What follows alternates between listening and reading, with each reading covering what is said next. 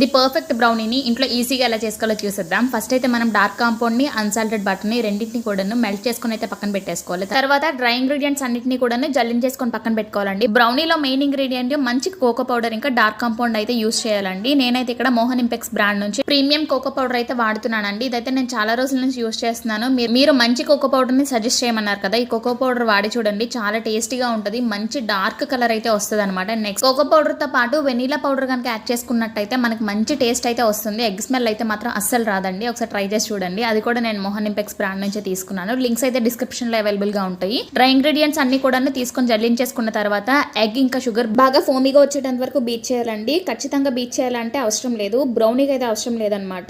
Just normal గా beat చేసుకుంటే సరిపోతుంది. తర్వాత డ్రై ఇంగ్రీడియంట్స్ ఇంకా ఫస్ట్ మనం మెల్ట్ చేసుకున్న డార్క్ కాంపౌండ్ బటర్ మిక్చర్ ఉంది కదా, అది కూడా మిక్స్ చేసుకున్న తర్వాత టిన్ లోకి అయితే ట్రాన్స్ఫర్ చేసుకొని ఓటీజీలో అయితే బేక్ చేసుకోవాలి. ఎలా బేక్ అయిందని నెక్స్ట్ వీడియోలో చూపిస్తాను.